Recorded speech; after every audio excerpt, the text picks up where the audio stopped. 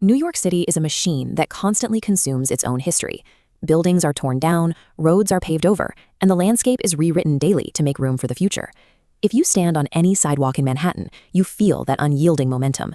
Millions of people, thousands of cars, all moving in a frantic, tightly packed grid. But if you drop just a few feet beneath the pavement, the noise vanishes. The grid gives way to a silent, frozen world. Hiding in the dark are miles of forgotten structures and abandoned spaces. And the most famous of these ghosts is the legendary City Hall subway station. Planners designed this space to be the undisputed crown jewel of the entire transit system. Yet despite that immense ambition, it ended up locked away from the public, a silent, spectacular ghost. When the subway system first opened in 1904, it was treated as an engineering marvel, a massive civic achievement that demanded respect. Going underground was an occasion. Men wore suits and bowler hats, platforms were patrolled by uniformed officers, and the space was treated with absolute dignity.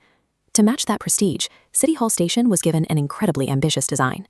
Builders installed elegant, sweeping brick arches, intricate decorative tiles, and massive glass skylights that allowed natural sunlight to reach the platform.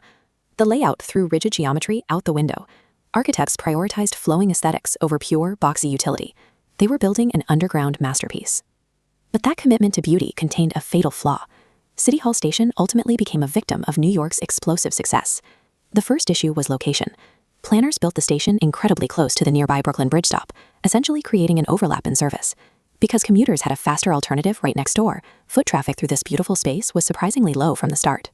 Meanwhile, the rest of the city was experiencing a massive population boom. The subway system as a whole was dealing with a crushing volume of daily riders that it could barely contain. In a metropolis driven entirely by scale and speed, an isolated, underused piece of architecture couldn't justify its own operating costs. To handle the mounting congestion, the city made a system-wide engineering pivot. They had to add more cars and lengthen every single subway train. This geometric diagram shows the problem. Shorter, early 1900s train cars easily navigated tight turns, keeping their doors perfectly flush against the platform. But a long, rigid modern train car on that same curve bows outward, creating a wide, dangerous gap. And when you look at the physical track layout of City Hall, you see an extreme, sweeping curve. Upgrading the platform to fit longer, modern trains was mechanically impossible. Because of this, the station was officially locked and shuttered in 1945. The elegant, sweeping architecture that made the station a masterpiece is exactly what made it functionally obsolete. The station was closed, but it was never destroyed. Trying to demolish heavy subterranean concrete while modern skyscrapers sit directly overhead is a logistical nightmare, so the city simply bypassed it.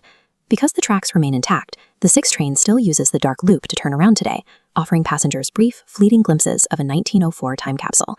And City Hall is just a tiny fraction of the city's buried footprint. New York rests on a massive, multi-layered network of trenches, tunnels, and structural supports built up over a century of expansion. Had City Hall Station been able to handle longer trains and larger crowds, the city would have gutted it.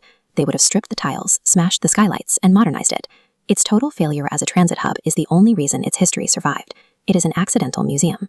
Above ground, New York continues its endless sprint, with millions of cars and crowds rushing between the steel and glass.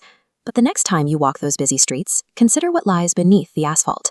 Underneath the traffic and millions of footsteps, an entire world sits in silent preservation. So, would you rather explore the frozen history hiding in the dark, or stay up top with the relentless motion of the modern city?